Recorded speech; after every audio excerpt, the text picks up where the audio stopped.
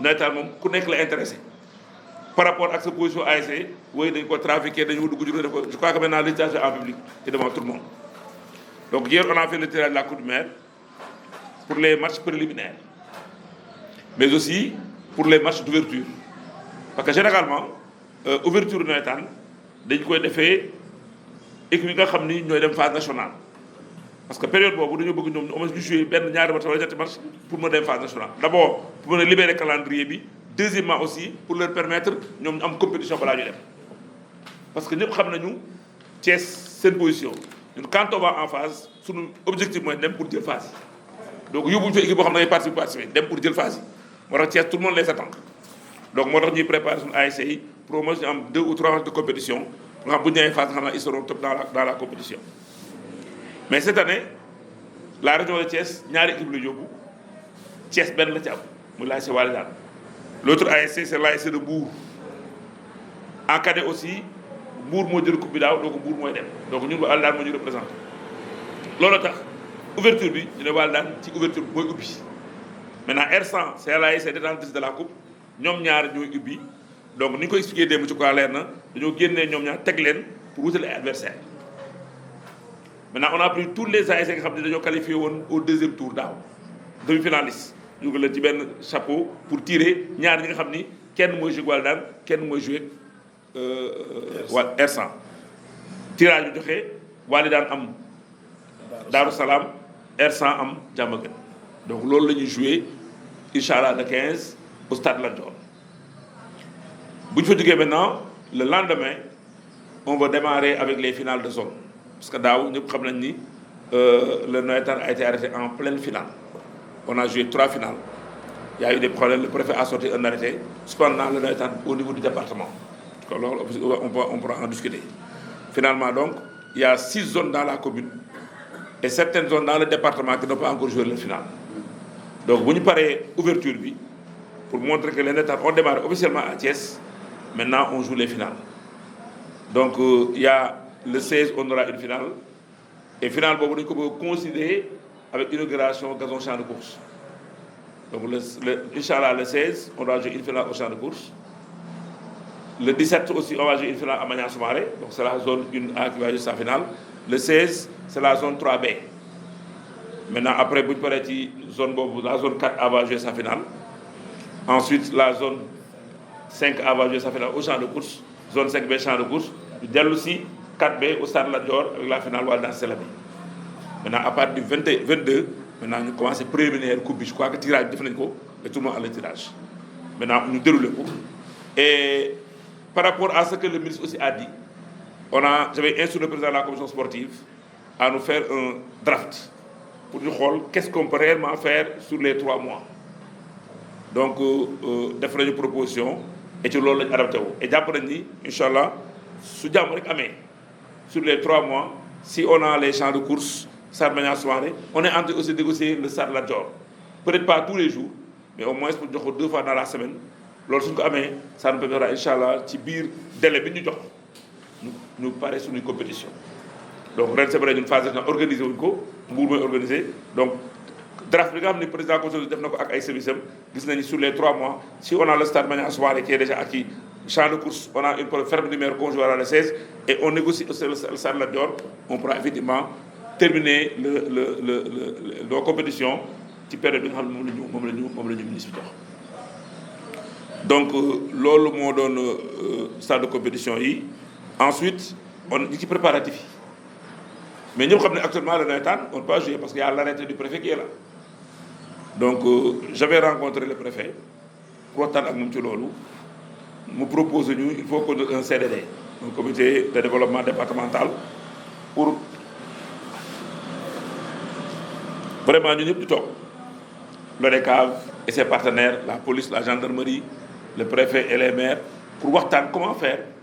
pour que yëpp jaar ci yoon ku nekk xam sa engagement ci biir ak sa responsabilité donc le préfet nous avait demandé de faire un document pour sérieux tous les problèmes xam la ñu rencontré ak lan lañ ci xalaat donc le document on est en train de le finir peut-être dafa tey wala suba on l'envoie au préfet pour que le préfet convoque un CDD Maintenant, on lève l'arrêté pour que maintenant les compétitions puissent démarrer. Donc,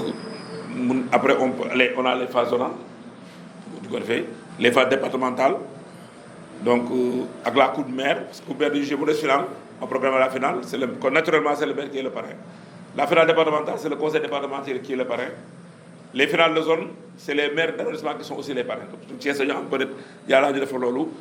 Avec les autres, ça passe très bien. On a un problème parrainage. Maintenant, on clôture maintenant avec la grande loi de l'État.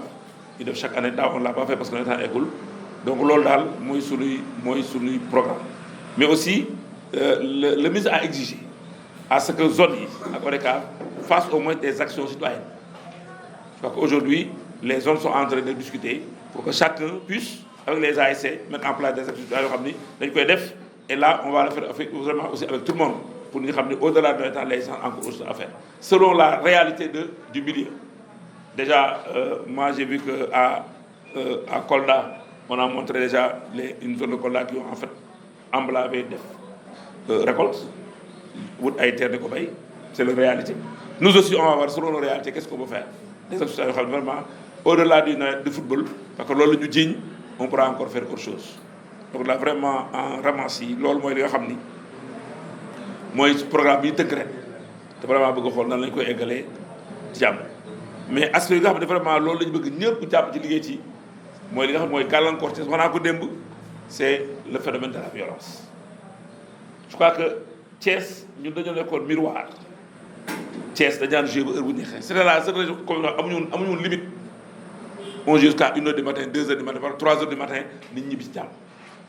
Mais depuis un certain temps, la violence s'est invitée. Les gens sont en train de réfléchir pour voir dans les pour juguler l'eau. Et l'eau, l'affaire n'est pas rek. Je crois que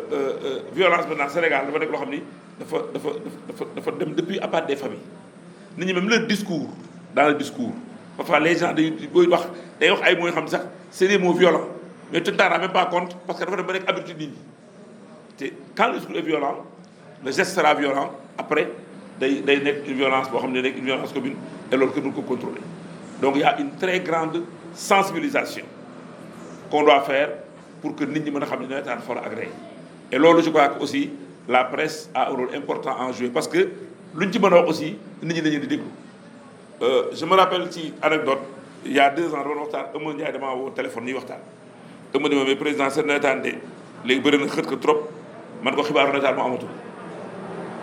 Mu nekk bu tàdd quoi. Mais effectivement, gis nañ ni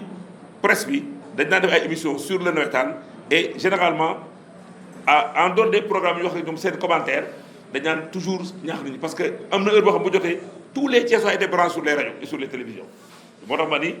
ñun on a une partition à jouer, la police, les forces de sécurité ont un rôle à jouer, les touristes, mais aussi la presse a un rôle à jouer. te tey jii violence am arrangé wul kenn chose. parce que daa bu ñu arrêté nawetaan ni ci la santé sax man ni peut-être importance bi nawetaan aujourd'hui pas sur le plan football nii rek mais amul ku ñëwul fi ODCAV proposer jëm ay marches ay manifestations pour mettre la pression sur le préfet et ñoo xam ni du football moo leen intéressé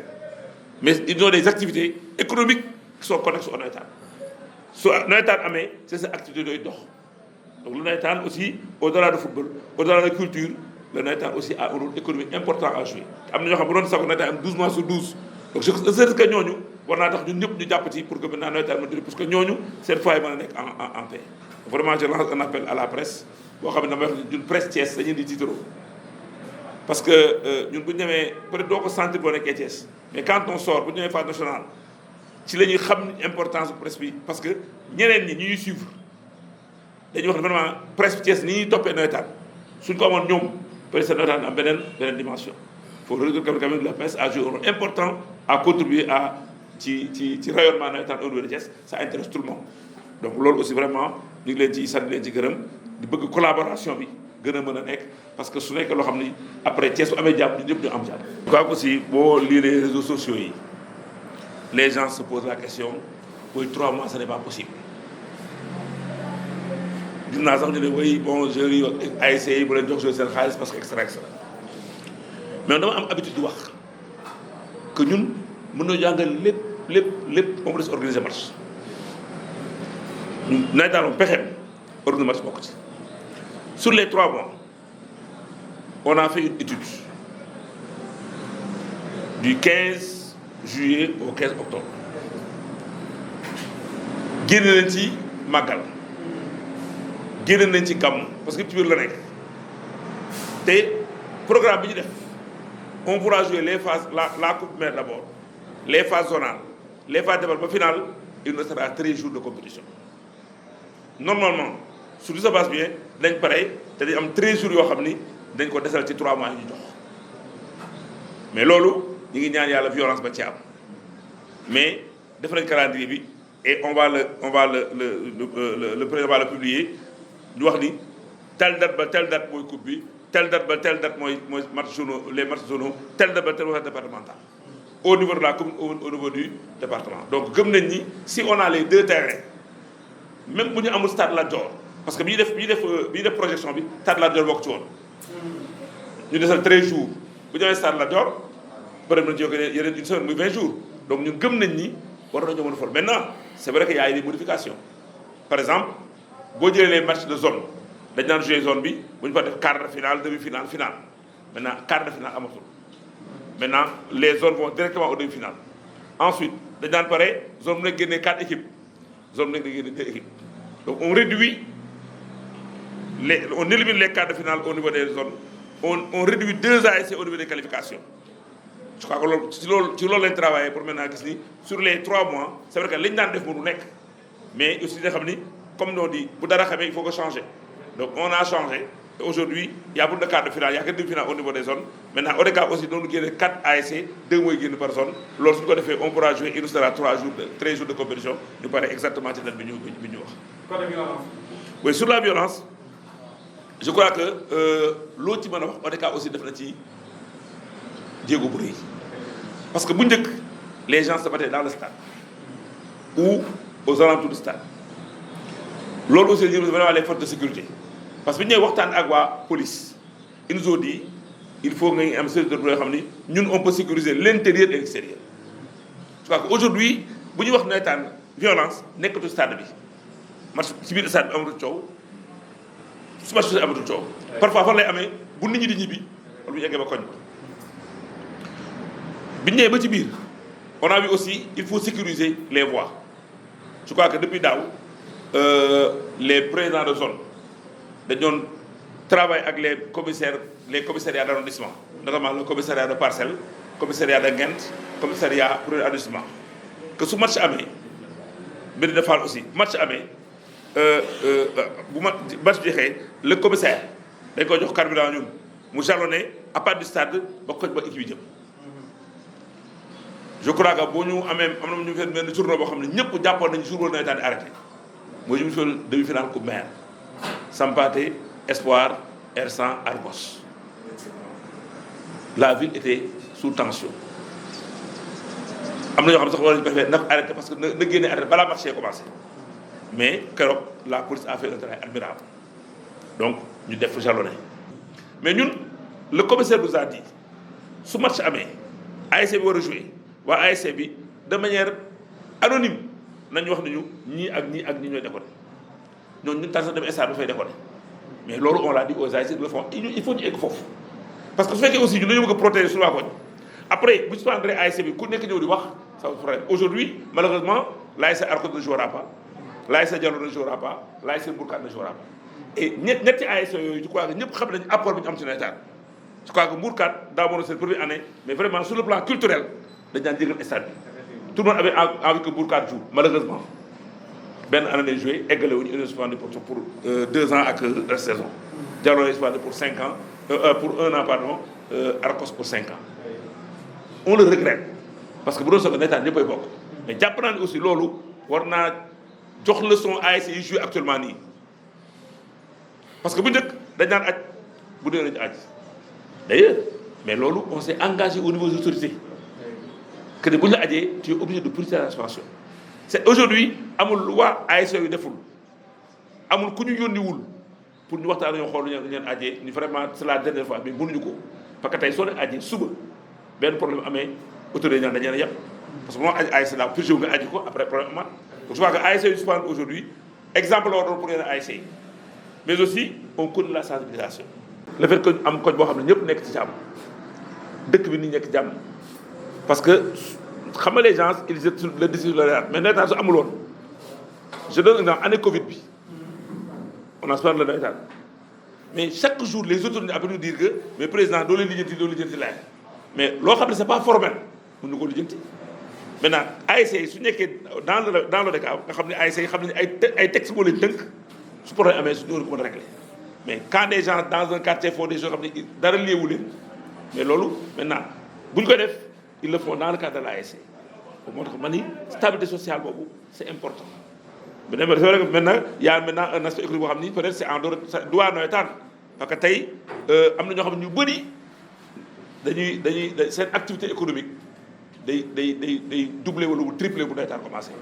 il est vrai maintenant que ñun comme on offre des activités économiques à d'autres il est temps de penser à nous qu'est-ce que maintenant l'ASC veut faire pour le quartier. mais parfois c'est un peu difficile parce que nawetaan ku muy fu ñëpp la. su amee benn projet économique gestion bi day metti dama lay jox benn exemple DER dafa ko day financer des ASC au niveau du Sénégal mu génnee 500 millions ñu diviser ko région bu nekk am 5 millions ñu lancer projet yi yàlla def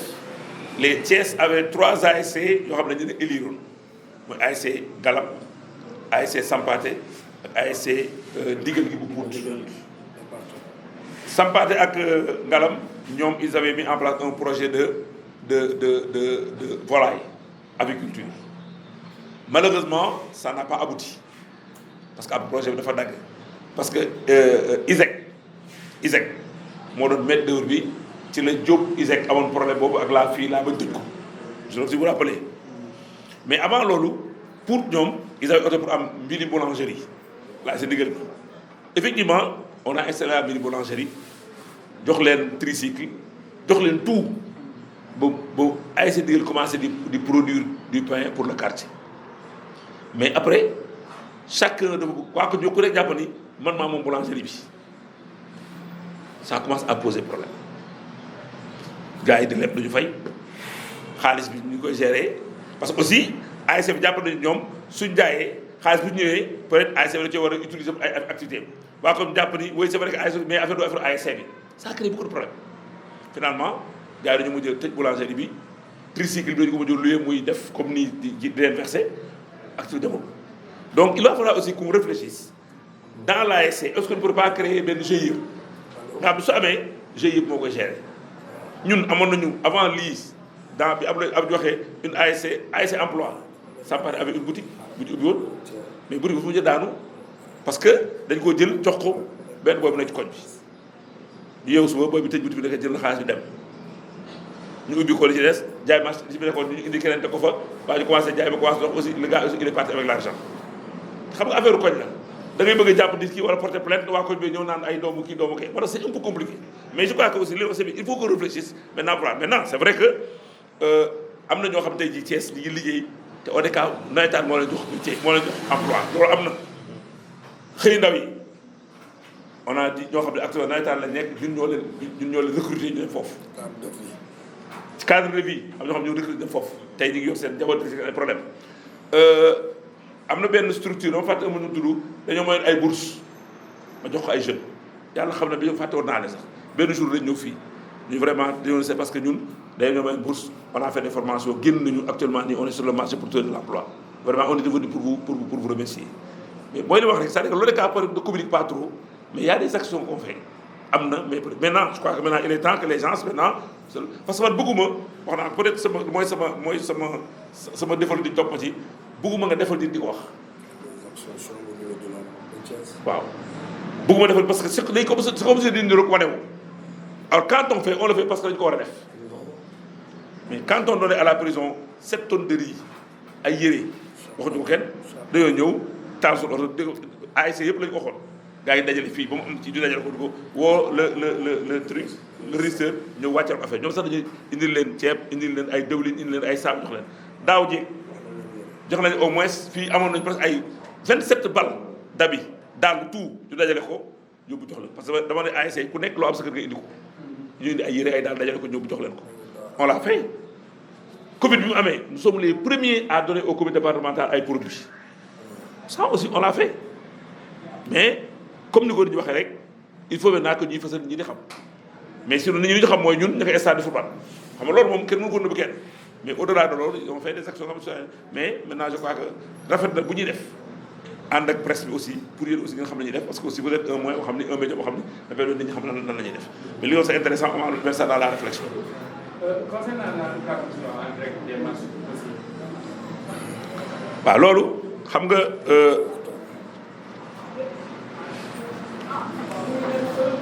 bi presse bi explosé ils ont explosé waxuma explosé tàkk explosé bi mu voilà waaw bon les gens commençaient à faire des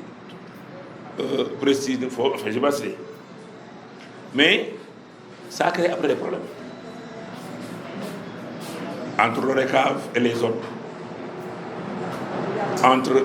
les zones ak les télévisions moo tax cette fois j'ai dit il faut que ñu toog discuter pour xool lu jaar ñu def ko parce que aussi wax naa mooy li ma wax sànq rek c'est-à-dire que ñun on a besoin de la presse a besoin de nous mais lu ñu def nañ ko te loo xam ni ñoom duñ ci gaañ ñun duñ ci gaañ donc loolu j'ai dit à Anne parce que ren moo yor c'est le prix de chargé du marque sponsoring moom laa instruire pour mu discuter ak la presse pour ñu xool qu'est-ce qu'il faut faire je crois que après il va vous rencontrer ñu xool lan moo mën a nekk def ko donc ñu comprendre ko noonu quoi mais moi je dis ñun ak yéen on est ensemble te c'est pour nous c'est une histoire de très très longue date au départ c'est ay benn ñaari rajo mais aujourd'hui c'est une prolifération on le gère c'est normalement àdduna day dox voilà donc àdduna day dox donc on est obligé maintenant de faire avec ça mais nañu xool lu mën a nekk ñu nekk est-ce que les gens vont se regrouper est-ce que de toutes les façons on verra ça pour le faire loolu Ali wax naa ko déjà moom il m'a dit il va rencontrer c'est fait il m'a dit qu'il va rencontrer la presse ñu xool lan lañuy def quoi parce que am na ñoo xam peut-être dama koy wax toujours nawetaan dafa dee seen xol mais am mënatuñoo def stade parce que seen yaram may leen ko parce que amatuñu temps parce que et la presse leur permet d'être man dama leen toog parfois stade bay la baas woo ma parce que il n'est pas tout le temps comme lui c'est le premier ministre il voyage beaucoup nekk fenn ñu ma mais président tel bi ci stade bi tel xew na fi parce que damay seetaan télévision dama ko seetaan sama portable c'est important loolu donc il n'est pas à Thiès parfois yéen ay ñeneen ñun ñoo ñuy woo vraiment di rafetlu loolu ñu gis à Thiès donc loolu dafa nekk loo xam ne dañu ko war a continuer mais lépp nañ ko teg ci cadre boo xam ne après ñun ñëpp kenn ku nekk du am lu ci wax quoi les zones pour dañ ci gis ni vraiment ça ne les gêne pas parce que les zones am ça ne les gêne pas au cas aussi xam ne lii muy def autogré parce que ñëpp dañ ko war parce que li ñun nawetaan ñun moomuñu ko dañu ko confier c'est vrai mais ça appartient à tout le monde ñun ñoo koy gérer c'est vrai mais ñëpp a ci bokk je dis même l'imam du quartier da cee bokk parce que da ngay nekk benn koñ dëkk fa nekk imam ASC bu ñuy fuwali nañ sa jaar na président ni la imam jox ñu benn saar bu ñu mën a yóbbaale donc ça intéresse tout le monde te amul dëkk booy dem Sénégal te ASC amu fa les villages les plus reculés ASC am na fa moo tax ça intéresse tout le monde maintenant nag xam nga comme nañu ko organiser confier ko ONCAV ñu confier nawetaan ONCAV crée ay démembrements ORCAV ODCAV zone ASC ñooñu ñoo am gérer nawetaan maintenant je crois que la première chose soo ci bëggee nekk xam ci da ngay fexe dugg foofu c'est-à-dire man sama koñ laa nekk nawetaan intéressamment am naa ci xalaat lu ma ci war a wax damay dem bokk ci ASC ba il est vrai que maintenant tout le monde ne pas être délégué mais les gens am nañu ay structures am na ciy waxtaane mais aussi je crois que comme li wax rek kër boo ci dugg da ngay jaar ci buntu bi su dee yow da nga ni man bokkuma structure yi mais nawetaan bëgg naa ko te dama ko bëgg a ñëw dama cee bëgg a am sa contribution mais boo ci amee xalaat da ngay def ak waxtaan ak ñi ko yor bu dee lu rafet nga ci bëgg da ngay def waxtaan ak ñi ko yor ñooñu parce que ñi nekk ci biti kenn ñun ñuy affaire kenn gën ñoo bëgg jàmm am ñun ñi kenn bëgg ñoo jàmm am nawetaan donc soo ñëwee waxtaan ak ñun li nga mën wax ju rafet mu nekk xel bu sell on est obligé su dee lu baax lañ bëgg jël loolu def ko maintenant nag ce que les gens font mooy oui nawetaan ñëpp ko bokk d'accord mais am na yoon mënoon na yow yor su structure fee di wax lu la neex wala jël ay décision di ko def tey yaa tudd ma lu ngoon wax su ma parlé de CAF am na c'est des vétérans dañ daan ñëw ne ñu dañoo bëgg vraiment def tel dañuy organiser sax ñëw ay tournois ñun ñu jël li ñu am jox leen parce que loolu ñoom chaque année bu ñëwee fii amul lu ñu leen du jox pour jàpp seen final et c'est des moyens qu'on y met mënuñ ko bañ a def mais dama jàpp ni ñoom ñoo ñu fi jiitu ay vétérans lañu donc ñu war a ñene sagal am na association des anciens du nawetaan association des anciens du nawetaan waxuma ay CAF de anciens mooy ñi nga xam ne dañ daan diriger te diriger tuñ tey Souleymane Ndiaye Ibrahima mooy seen président ñoom dañoo organiser wu pas ci nawetaan mais je crois que pour ñu xam ne ko def ay tours ils sont venus nous voir nañu association lañu nawetaan lañ nekkoon nekkatuñ ci dëgg la mais dañu ay tours parfois dañu am seen biir ñoo xam ni dañuy feebar dañuy am tel j'ai convoqué les présidents de zone man leen il va falloir qu'on voit ñun nan lañuy def appui ñii parce que ñoom ñoo fi nekkoon dox di drapeau bi depuis l'année dernière dañ ko commencé on a décidé chaque année le 31 août on donne une subvention de 500 000 à cette association là on les convoque fii 500 000 la ñu jox enveloppe pour jàppale leen on peut ne pas le faire CAF saa yu organisé xam mooy les vétérans saa yu organisé au minimum naa jënd 10 ballons ay jeux may jox leen ko pour cette finale je peux ne pas le faire donc ñoom bu ñu amee lu ñu war a wax dañu war a ñëw ci ñun mais ce qui s'est passé avec dox jàmm loolu man rafetlu boo ko et ñu tere seen intervention yéen laa su aller être très loin parce que tey ñoom ils ont créé des structures ne day dox jàmm mais ñoom lu tax ma am problème ak ñoom parce que d'abord def nañ seen dox jàmm seet si wuñu def ñu ko préfet génnee arrêté ñoom ñu bàkku ne ñoom ñoo tax ñu arrêté nawetaan est-ce que loolu ànd ak dox jàmm damay dox jàmm ñu arrêté nawetaan ngay bàkku ñun ñoo tax ñu arrêté nawetaan ba pare le préfet a fait il m'a dit c'est sa secrétaire à l'erreur que dans l'arrêté bu stylé ñoom j'ai dit ça au préfet ba ko waxee dañ ma ne ko préfet relis ton arrêté comment mun ma nekk ci man ko mi ngi ci il m'a dit je te rappelle après le waa ne mais sama secrétaire dafa erreur parce que war koo doon def wax naa ko bëri ma ne ko un président d'ASC c'est un juge il est venu me dire indi ma arrêté bi ma porter plainte préfet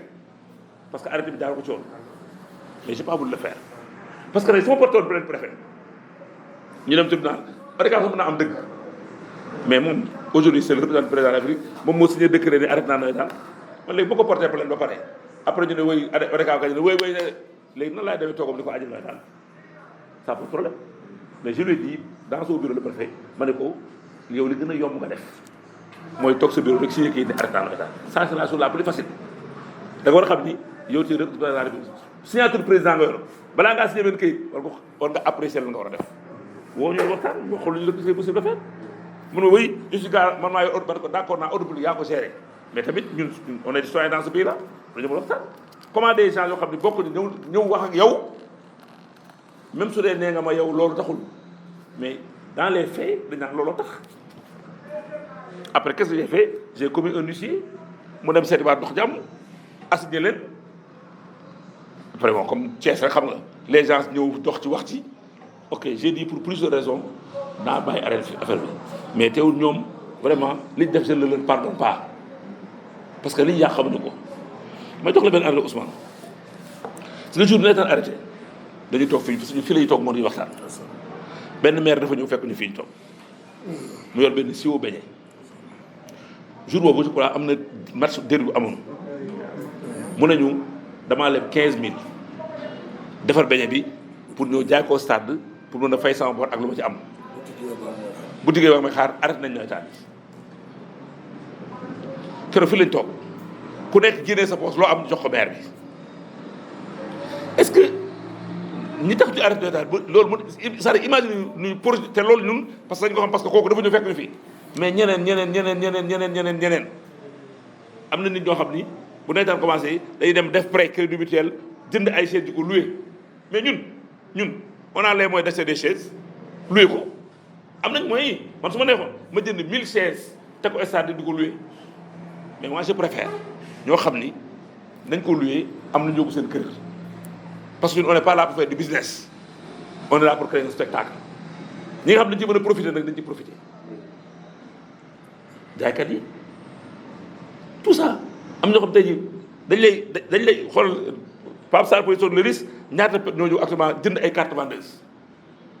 Pape Sarr xam nga lu ma wax démb bi ñu toogee fii man ma jaaykat yi question yi ñu lay posé moo gën a pertinent sax question yi la nit ñi waa nawetaan di posé ci organisation bi parce que ça les intéresse donc ñooñu noonu ñun il faut ñu leen di sóoraale mais malheureusement xam nga le problème c'est quoi c'est que les gens pensent que nawetaan lekkaay xaalis la pour ñoom ñun dañuy ñëw organiser jaay gisee yi bu ñu paree ñu génne affaire teg Ousmane Diop dugal 40 000 ci poosam ci dugal 10 000 ñun sur nga tëdd bu soo ñëwaat et ça ne se passe pas comme ça man sur le président de l'ODCAV su ma ñëwee seetaan ci match mooy ñibbi dañ may jox transport 1000 francs point 1000 francs lañ may jox point te parfois 1000 francs boobu bala maa génn may ko ci stade bi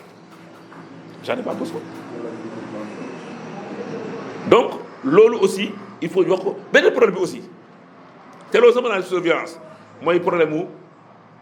bon ñi ngi naan revente des billets trafiquants yi loolu on a pris des mesures sanitaires et on va sortir un courrier qu'on va adresser à la police amatu fi parce que su amee li ci am yëpp suñu kaw lay daal je crois que daaw ce qui s'est passé à la finale ñëpp gis nañ ko man quand j'étais à la loge man maa wax bas bi dama laajteel ressource ASC ñaata la bas ñëw ni ma ASC am nañ 650 000 intérieurement j'étais content parce que pour la première fois joxe 150 000 jox ay 150 000 donc R100 en dehors de ces 6 millions jox nañu ko 150 000 mais le lendemain ils ont organisé fay une conférence de presse ak waa CES d'abord ne ODCAV dañoo sàcc xaalis bi parce que bu ñu 650 000 dafa tuuti ci ressource mais on a vu après que ni il y avait derrière un important trafic de billets et loolu ñu ko révélé mooy les phases régionales à Tivaouane où ñu jàpp am ñu ci jàpp mais comme ni wax da ngay jàpp nit ñi ñëw wër la parce que ba xam nañu wax waaye ñoo ko waa nawetaan ñoom rek parce que loolu tax ñu leen di bàyyi parce que bu deal bi continuer dañuy xam ne ñoom ci lañ bokk